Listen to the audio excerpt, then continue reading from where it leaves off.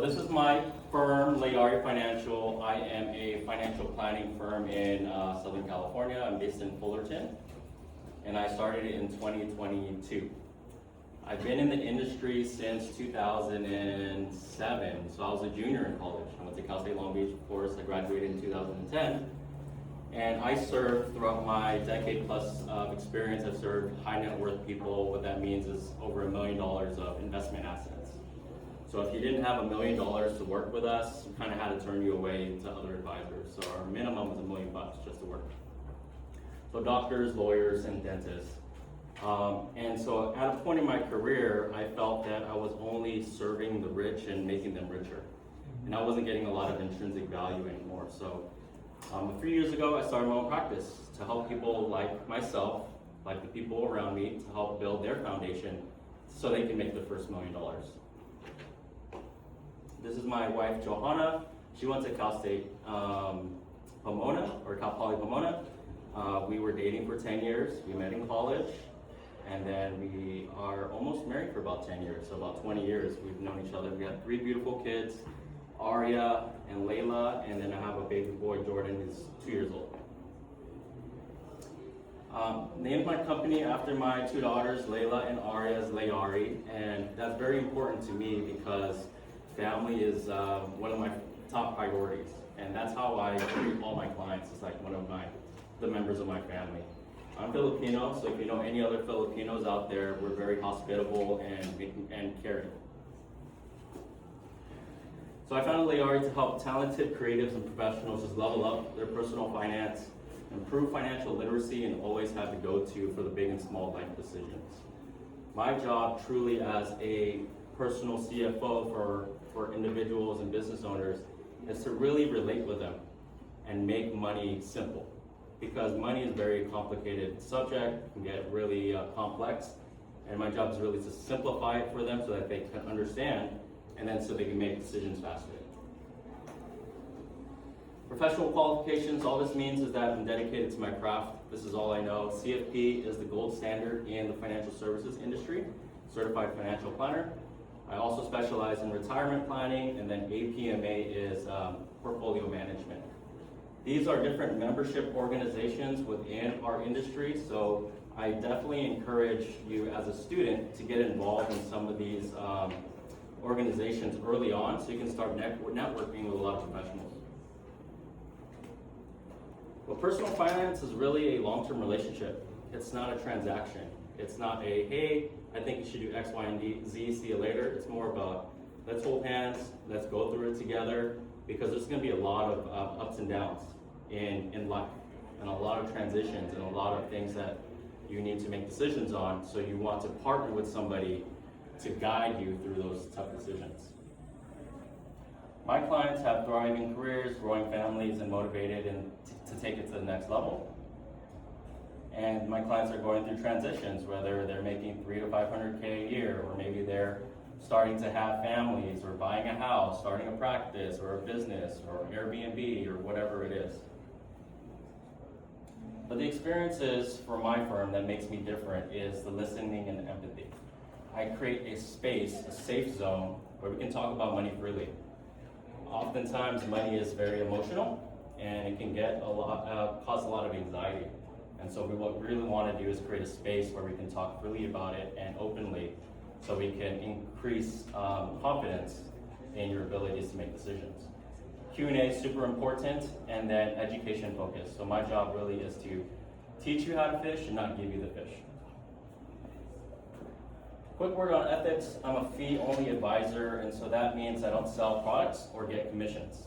So oftentimes when you go into my industry, you're approached by different companies that sell products, life insurance, disability, try to make a sale, right? 100% commission based. I said, I don't want to do that. I really want to just be advice receptive and advice only, and get paid for advice that I give. And then I'm a fiduciary, meaning your needs come first before mine at all times. So I'll never recommend anything to a client that benefits me before it benefits them. So we'll talk about the services and all that stuff later, but I really want to just give you an intro about me, where I came from, and the firm that I built. Okay? We can. Thank you, John. So, you guys, we are going to go through a question panel, and then we'll transition into the student Q&A so that you guys can ask questions. But me and John, do you want to sit here? Sure. Me and Eric are going to start off with some questions to get to know John and his background. And as you can see, he did work at Ameriprise, where he was working with high net worth professionals, but he started Liari, which was a wonderful thing. So this kind of also helps with anyone that's interested in entrepreneurship and just betting on yourself.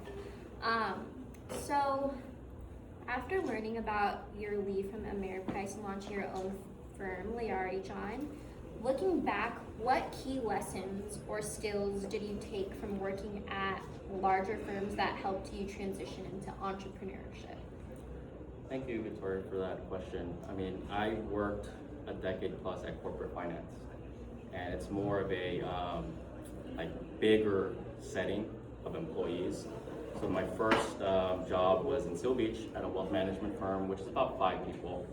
And then I went to Ameriprise Financial, was double, 10, 15, 20 people. So bigger, larger teams. And when that happens, your responsibilities get less and less because there's a lot of people to spread out those responsibilities, right?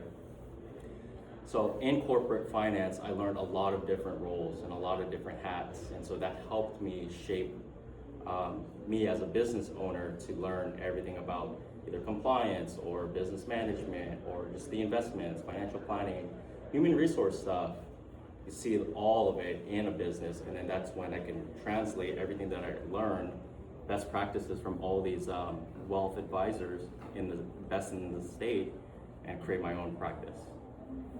It sounds like you became like a really well-rounded finance individual because you got to wear so many hats at a smaller firm. Is that right? That's right. Yeah, that's awesome. So there's nothing bad about working at a small firm. You get to learn so many other skill sets within business. So yeah, Eric, do you wanna? Yeah. So obviously you're a successful entrepreneur. What advice would you give to students who are looking to maybe one day also open their own financial planning practice? I would say don't rush into it. Be very thoughtful and intentional, and really define your why. Understand what motivates you, what your values are, and really craft something where it shines in the public. You really want to differentiate yourself from the competitors, and that's when your business thrives. And how that really thrives is mission-based, values-based firm where you are very passionate about what you believe in, and that translates directly into other people, and they're ready to work with you. So be patient, learn as much as you can, but really have a game plan before you take that leap into entrepreneurship, because it is scary. It's a roller coaster. I love that. Does anyone struggle with impatience? Raise your hand. We all do. It's hard, but I just want to say, like, patience is such a strength. In a world where so many people are struggling to find like values and things in different entities, and there's just so many fragile situations and delicate situations in this world, like patience is really virtue. So thank you for sharing that. Okay, so as CFP, you know, that makes you stand out as a wealth management advisor. How do you, John, balance technical expertise while also building trust and relationships with clients? I really feel that it's goes hand in hand. So as a young professional, how old do you guys think I am? 36? 32. 22, right? Yeah, I just graduated college. Yeah, I'm 38. I'm 38. So I graduated 2010, so 20 years ago or something like that. But technical, I learned for a decade plus. So Series 7, 66, life insurance license. Then I got my CRPC, APMA, then the CFP. So these were all building blocks for technical stuff, right? Leading up to the big test. And in terms of creating value or trust with people, you want to make sure that you feel confident in what you're talking about. That creates trust. If you're not strong on the technical side, people will know. And then that creates a little friction and a little bit of distrust. If a client asks me a question and says, I don't know it, but I'll find out, that can help create trust as well. I don't know everything, right? But if I tell them, you know what, I really don't know that answer, but I will find out for you, they're still trusted, right? But if you say, you know what, I don't know, I'm gonna Google this and this, then your technical skills are a little bit down, then you'll see some type of friction there. So I was going to say, when I was a junior, when I just transferred here, I had a lot of misconceptions about the industry. I used to think, I just go to financial advisor, hey, make me money. I don't know if there's a whole process. Can you explain to us other misconceptions there is about financial planning? Yeah, financial planning, a lot of people, let's ask a question. Who knows what financial planning is? What does that mean? So creating kind of a long-term plan for the client, depending if they want to either preserve wealth or like they're planning for retirement early, or let's say they're planning maybe for child education, so they want to do a 5-4 plan. It depends on the clients what they want. That's right. So financial planning in this industry is all about goals, goal-based, right? Understanding what the client's needs are, and then understanding what their resources are to get them from point A to point B. That's it. So if a client comes to me and say, hey John, make me money, that's one of their goals. But then a real good financial planner say, okay, what is this money going to do for you? Why do you want this money to grow for you? How much do you want it to grow? How fast do you want it to grow? All these questions, right? So a good financial planner will ask you lots of different questions to understand your true motivation amongst that goal. I think you touched on it already. But my next question was, what are some other big misconceptions that us young professionals have about financial planning? You already gave us some good stuff there. Are there any others that we're missing? Yeah, I would say the 100% commission thing is really scary, right? My whole industry gets a whole bad rap about salespeople. And I don't sell anything. I just give advice. I guess I'm selling a service, right? Not necessarily a product. But sales could be scary. But if you don't think of it as a sales role, think of it as a solutions role. Think of it as you're connecting whatever that they have to a solution that will provide them an outcome that they want. That makes more sense. I'm gonna throw in this question really quick, Eric. What made you choose the financial planning route, the sales route, instead of the analytical route? Because that's what our students are choosing between. It's either you're gonna go the CFA route or the CFA route. So why? Yeah, totally. I was a double major in HR as well, so I'm a very people-oriented person. I feel like I can connect well with other people and create trust quickly. And I come across not intimidating, right? I'm very friendly, very open, and so I feel like I create a relationship with people that feel safe. And so the financial planner in me, I'm a planner itself, like planning trips or like understanding budgets or more personal stuff. And that's why I wanted to make sure that everyone around me or the people out there have resources that they can utilize to make their position better. So for those of us trying to get into financial planning, they always talk about the SIE, the series exams. What and obviously you're more than qualified. What study tips do you have for us to pass those exams? I think it's just like school, where you schedule it on your calendar that you're gonna have a study time and just continue hammering it out and then take the test, and that's it. That's simple. Yeah, absolutely. Is anyone interested in wealth management? Starting their SIE and stuff? Okay. So yeah, kind of just like school exams, same way we study for our exams, the same thing for these certifications. What I am going through and learning is that a lot of recruiters don't care about your GPA, even though that's really hard for me to wrap my head around because I've worked so hard from like a 2.9 to a 3.7. I went to Arizona State. But yeah, I have a 3.7 now, but these licenses are gonna be your GPA ultimately on your resume. When people look at your resume, getting the SIE, the 66 and 7, that's your new GPA. It really doesn't matter about your undergrad. So can you agree with that? Yeah, I think the credentials are most important because that creates trust that you know your stuff. Yeah, for sure. How important is it to obtain the CFP designation after passing your SIE, your Series 66 and your 7? If you're really wanting to be a client-facing advisor, CFP is the gold standard. If I were to hire a planner that has a CFP versus not a CFP, I would hire the CFP. And the reason why is because they know all areas of financial planning and they do it on a comprehensive basis.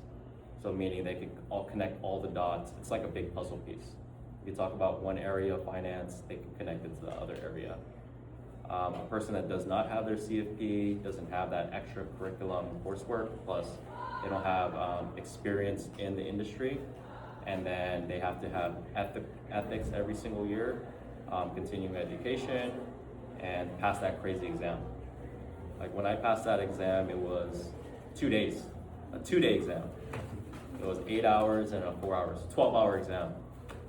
It was crazy because it's a lot of topics.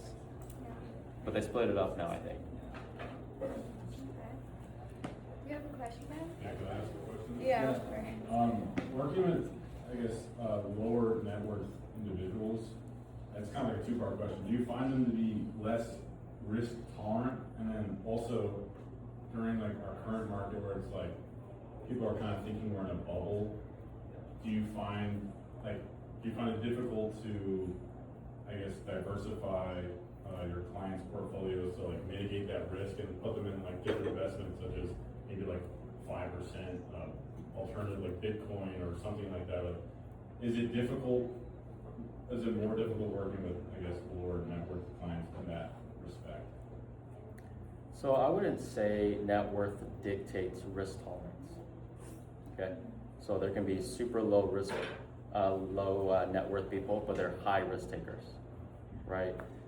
Just because they don't have resources doesn't mean that they don't deserve or they don't take risk, right? So my clients that are low net worth, they make 300 to 500K because I specialize, and we'll talk about this more, in Henry's, high earners, not rich yet. It's an acronym, high earner, not rich yet.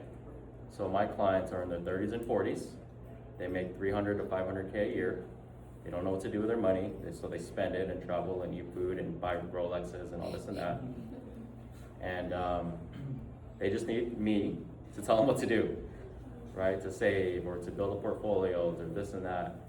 So because they're young, they have a lot of risk appetite and a lot of time to take risk. So if you have 10 plus years of time to invest, you should be a risk taker for sure. In terms of asset allocation, given any macroeconomic environment, we should be allocating to different asset classes that within the seasons of the business cycle. So you mentioned alternatives. Yes, I am allocating some towards gold, some towards real estate, some towards crypto, for sure, because those are non-correlated assets amongst traditional equities. This is my favorite question. You touched on it a little bit. What does your clientele look like? Do you have a specific target market, or do you serve a wide range of people and business owners?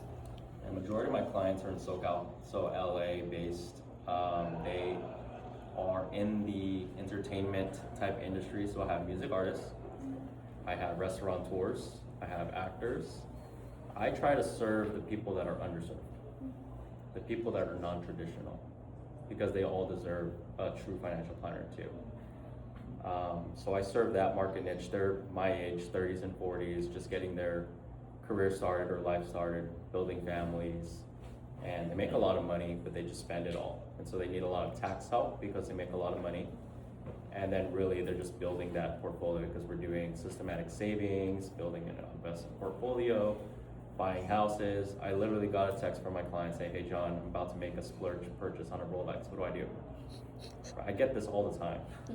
John, I'm gonna go buy a Range Rover or something, or like a G-Wagon or whatever. I get this all the time. So those are the type of clients I work with. Super cool. Super unique. I was actually going to say we had a mentorship workshop last week. Wanted to know how important has mentorship been for you and how have you paid that forward? I've been mentoring for 5+ years, for sure. I want to give back to Cal State Long Beach as much as possible. And I think it's really important because it helped me early on in my career. Like I got my first job in finance from a Cal State Long Beach alum, from Craigslist. Crazy, right? Craigslist, I don't even know if you guys know what Craigslist is, but yeah, still use it. Yeah, cars, okay, yeah. So I worked for him for 4 years and he mentored me. Like he was my boss, but he was like my mentor because we had every Friday 1 hour just to talk about whatever, personal stuff or career stuff or school stuff or anything, right? So the real advantage of having a mentor is that they can get you faster, get you closer to your goals faster. They can help you avoid mistakes. They can help you stay focused on what's most important and avoid the noise. That's key. That's key. Yeah. Does anyone have a mentor? Is there your hand? That's why. Good. Keep at it, you guys. Keep learning. Yeah. Always be coachable, right? Great. So how Like do you even in my profession now, I do have a mentor through those professional organizations. They have mentoring for professionals still, because I don't know what I don't know, and I want to learn from all these other rich people. Yeah. Right. How do you see the financial planning industry evolving with advances in tech and AI? Who's using AI right now? Perfect. Good. I'm using AI right now. It's taking my notes.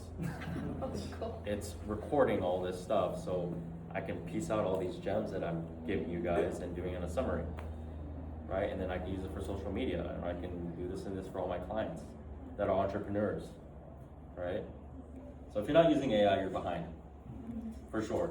I use AI every day in my business. Makes it faster, more efficient.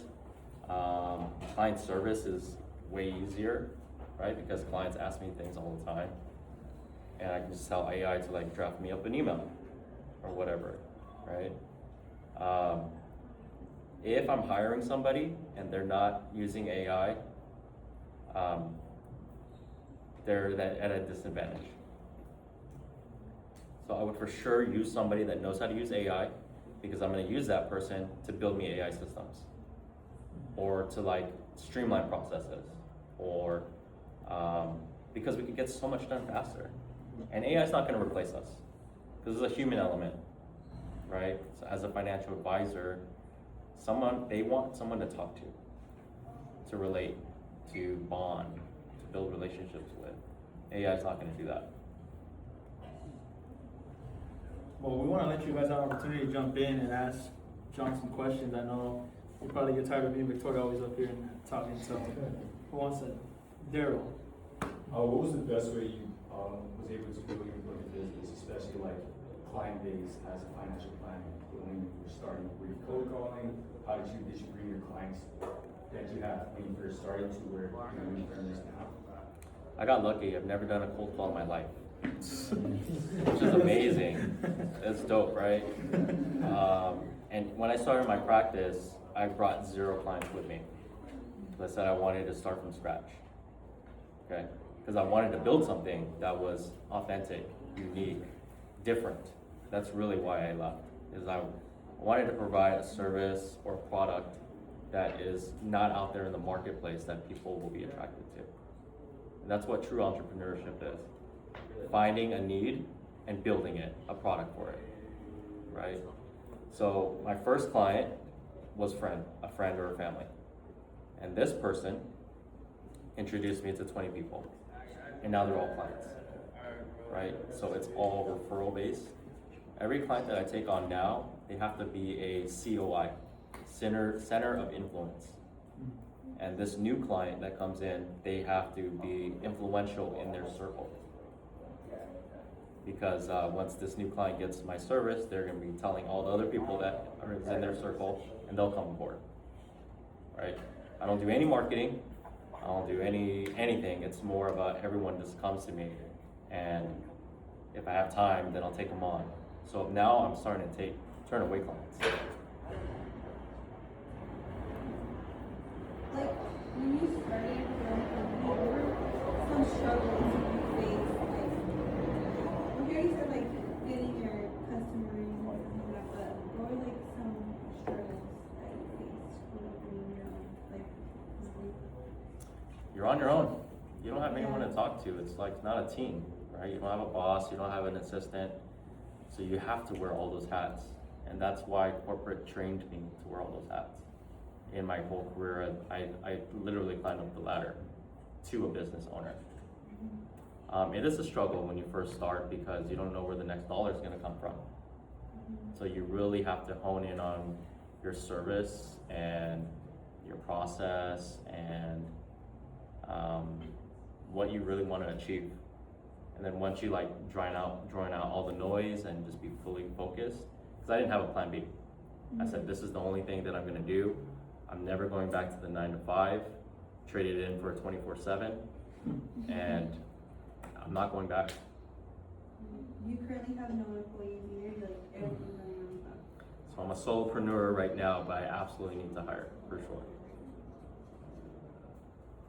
How long would you say it took your business to get running? Like you said, you had to like find people found you. How long do you think it took before you had like a set client base and you're like secure, like okay, so I don't need to come up with a plan B because it's not gonna fit. So before I started the practice, you have to have a business plan. So my plan was to replace my old salary. Year 1, did that. Year 2, doubled it, did that. Year 3, tripled it, did that.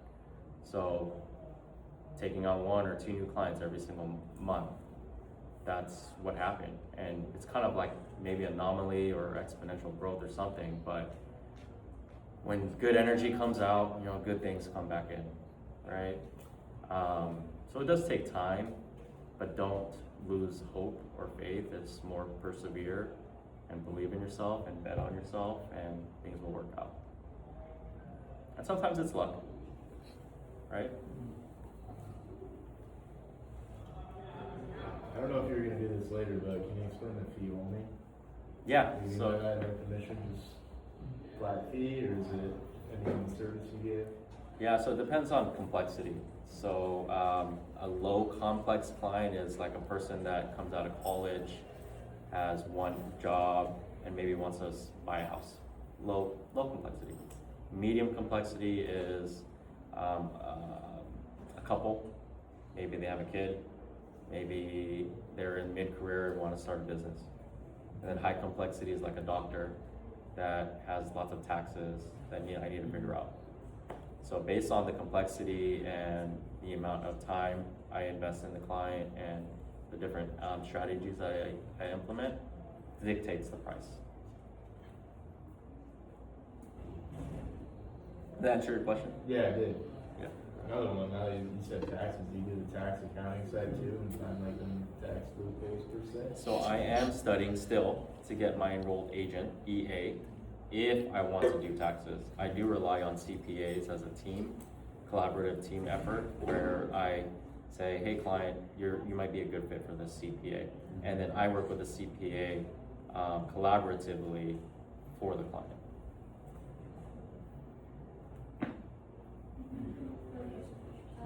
So I'm thinking of going into corporate finance. How was your work-life balance when you work in corporate finance versus what you do as a team? Yeah, corporate finance is just the 9 to 5. It's the grind. It really is. It's like, it's very routine. You commute to work, or hopefully you're virtual, that'd be cool. But you have coworkers, you try to get your work done, you get distracted, you go back home and do it over again. That's the life, that's corporate life. now my life is way more exciting where I can dictate what I spend my time on. So I have 3 kids, so I do drop off, pick up, work a little bit, have a couple meetings here and there, go out to lunch, pick up my kids, and then I'll have dinner, then work a little bit more, kind of that type of dynamics. Thank you. Yeah. So you are like in a relatively newer firm that you created from like 2022, and you spoke about how you're kind of, so that you're transitioning from a point to you used to accept all clients, now you're starting to reject. I guess I'm curious what some goals you have are for the next 5 to 10 years and what steps you're taking to implement them. The beauty about being an entrepreneur or a business owner is that you align your values and priorities with your business. So because I'm in a season of life where my kids are priority number 1, my family, right? I don't want to be an enterprise. I want to keep it lean and mean. Profit margins are super high, overhead is super low. If I hire somebody else that eats into the profit, more compliance, more liability, more this and that, right? So 3 to 5 year, maybe I'll have a team of like 2, 3, 4 people. Maybe I'll hire another financial advisor that I can, for the clients that I cannot serve, they can do it, right? Maybe we'll create something where, because I don't know if I want to be like a $5 million firm or anything like that, you know? As a financial advisor, your first goal is to make $1 million. On track, for sure, right? But it comes a point where there's diminishing returns.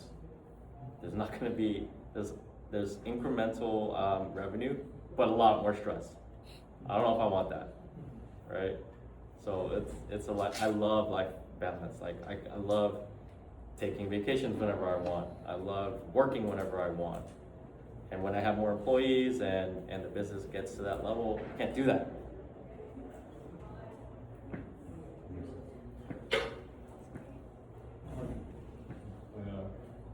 So what do you think most students miss out on? Like, is it more the technical side or the behavioral side when maybe they go for the interviews, or maybe when you're looking at like resumes, or kind of doing like a mentor-mentee meeting? I look for character first and foremost. Like they have to fit the culture, and they have to be a good person. Like I really want to hire somebody that wants the company to grow, not necessarily doing everything for themselves. And it's like a team effort thing. Like I'm a startup, right? It's only been 3 years, but I want to grow together. If you want to go far, you go together. If you want to go fast, you go alone. And that's what I've done. I've gone very fast by myself, not sustainable. And so now I want to be, my practice needs to be there for the next 5, 10, 15 years. So I want to go a little bit slower. In terms of getting your certification, did you do that as an undergrad or until after you graduated? After I graduated, I continued to work, and while I was working, I was getting all the certifications. Thank you. Omar, you mentioned that you were really family oriented. So like when you started your career, you have like, I don't know how old your kids are, but I don't know if you struggle like growing your family while still maintaining. I know a lot of people like complain that corporate America it affects their daily life. I don't know how you manage that, and what advice you give to the rest who want to have kids in the future in their family, but still like achieve your professional goals. Yeah, I get that a lot. A lot of people say, how do you do it with 3 kids and a business? My wife doesn't work, so my business is able to provide, which is amazing, right? Very blessed in that sense. My eldest daughter's 7. My wife was working before my youngest son is 2 now, or gonna be 2. So she was working, and then she got laid off. And that's when we made the decision, hey, I need to start this practice. I need to do this. You don't have to work anymore. Take care of the kids. So it's more of a balancing thing. It's possible. Like, don't let, if having kids is a priority of yours, don't let your career hinder that or prolong that. Because whenever your career goes up, and now you want to have kids, you may not able to. Have you ever got like pushback on advice when giving to clients, like maybe your expectations of how to create a plan for them? Never. Never? I'm just kidding. Yeah, of course. Starting out as a younger advisor, 21, 22, 23, right? Talking to a retiree. The retiree's like, who's this young kid trying to tell me how to spend my money, right? And that's why the team is very important as you start off, because now you can get advice from all these other advisors or more experienced people. Delivery is very important too. So how you communicate recommendations is probably where you get pushback. So if you're not providing the recommendations clearly, or you have hesitancies, or you don't know why you're giving those recommendations, then that's when the plan falls apart. How do you avoid burnout? Coffee. Vacations.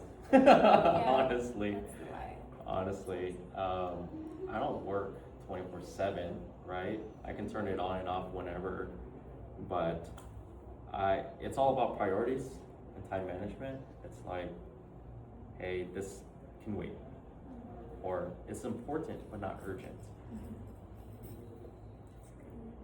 Yeah, I got it. Like what times of the day do you let your clients call you? Also, do you let them talk to you on the weekend, or is it kind of pretty strict with you?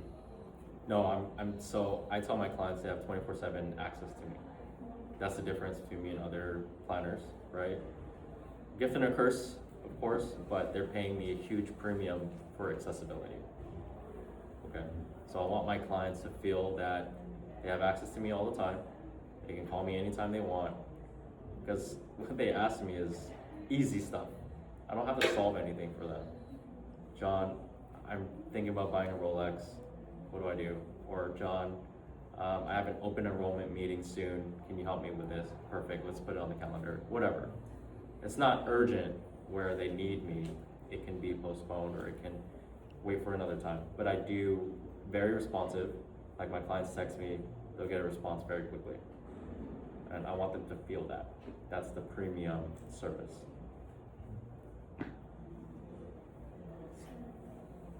Yeah. You said you had a couple of mentees. What was like the most common question you'd ask, like their biggest fear? Your mentorship? Their biggest fear? Yeah. What's like the main question they ask you? Like they need help with? Yeah. What they need. Most mentees, like in junior and senior, they want to get a job, right? They want to do everything that they can do now to make sure that they're secure after they graduate. So that's like the hot topic for sure. I have 3 mentees right now. It's crazy. 1 from here and 2 from Cal State Fullerton. Yeah. But it's all about, and this is one of my mentees from previous, but I'm helping him get a job. We just did interviewing stuff recently this week. And you had mentioned you're like 24/7? Yes. So somebody just called you right now and you go, hey. You have another mentee coming. Yeah. I mean, I definitely will be responsive, but not necessarily they need my time right away. So I like dictate that. Yeah. Yeah, so in terms of your mentees, like, what do you tell them in terms of helping them get a job? Like, what's the advice you give them? Persevere. Justin, tell me what I've been telling you. Network for sure. Like important. It's important. Just like Victoria talked on about how like I had a 4.0 GPA, but I mean, I'm still searching for like the dream job right now. So it's like they always say, it's not about what you know, about who you know more than anything. So that's what I wish I would have done for sure before network to wherever I was trying to get to. But at least I'm doing it now, and I got an interview on Friday, so see how it goes. Interviewing for Boeing. Boeing's a big company. But for you, like after college, you need to figure out what your strengths are and how you can deliver that to another company. kind of have to sell yourself, right? But you really need to be authentic, and you really need to explain to somebody like, this is what I'm about, and take it or leave it type of thing.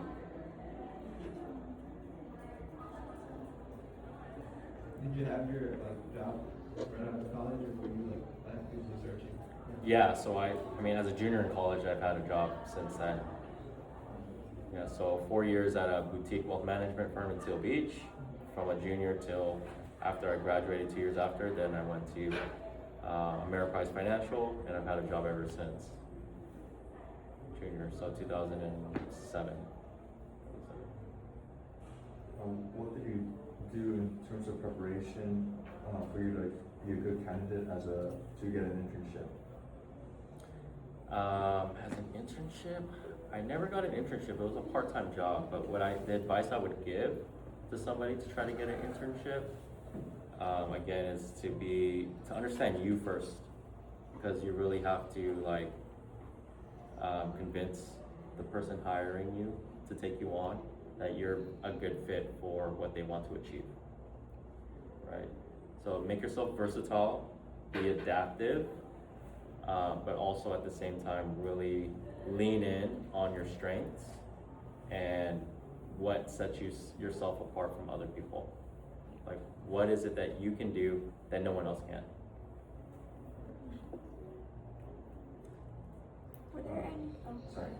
And do you mean that like a mix of both personality characteristics or also technical stuff? Both. Yeah, the more that I know somebody as a person, the more that I can relate, and there's more emotion involved and relationship. And what you really want to hire for is a person that you can work well with.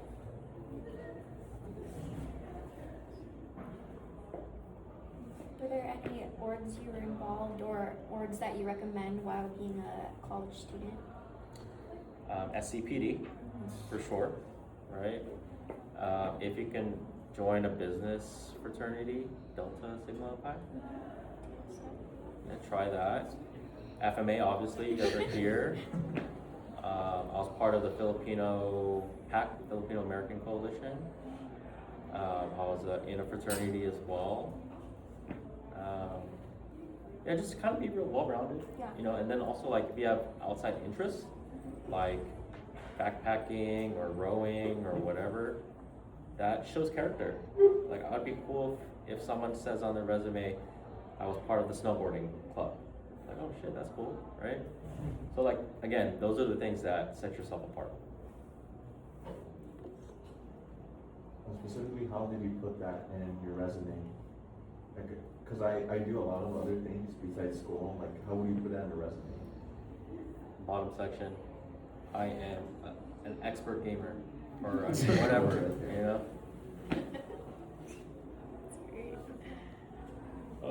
So how essentially did you find those 10 years of being in corporate to start your own firm? Do you think you would have been as successful as you are only being in 5 years of just not having that much experience? I think it would have been a longer road to get to where I'm at, so it probably would have took me 6 years instead of 3 years to get to where I'm at. So would you recommend someone who wants to open their own firm or their own business to get in the field and be there a good amount of time to understand how the field works to be able to open your own firm? Or would you recommend maybe 5 years and then you have a good essential idea of how it works and then kind of just slow, even though it might take longer to have it be successful? Yeah. Or would you rather have it be quicker, you know what I mean? I guess it all depends on preference, as your risk appetite. For me, I wish I started my practice earlier, for sure. But it probably would have taken me longer because I may have not known everything that I know now. But at the same time, when you start your own business, it's on-the-job learning. This is the first time you're doing it. You have to figure it out yourself, right? So I definitely encourage, if you ever have that passion or that mindset of business owner or entrepreneurship, just do it. Because you're gonna fail, and that's okay. Because those are lessons in there. With your own personal finances, and Chris, do you consult other advisors or do you kind of do that yourself? I do. I did hire another CFP as a second pair of eyes. I think it's very important. Yeah. More questions? I got one. So I always hear that not everyone's ready to be an entrepreneur. What skills set you apart that you knew you were going to be successful when you open up your business? Aside from the technicals and your background being a CFP. I think I've always been business minded. So my earliest memory of being an entrepreneur was 6th grade when I used to sell Pokemon cards to kids in class, right? And then it was 9th grade where I used to like burn CDs for people, like mixtapes and stuff like that. Yeah, music. I used to go to Costco and get sour belts and piece it out into like little baggies and sell it in school. So I always knew that like I wanted to make money. Like being an entrepreneur is money focused first, right? Like that's why you go into business, to make money, to be profitable. How you do it will set you up, set yourself apart. Good stuff. Arvin? Competition.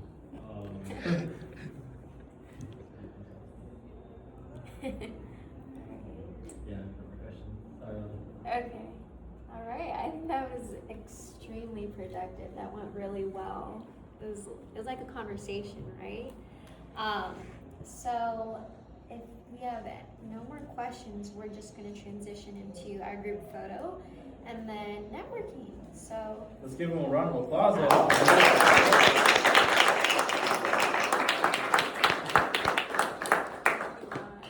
Welcome. Yeah. My pleasure. Well, thank you guys for coming, and let's get a Thank group you for picture. having me. Thank you, John. Oh,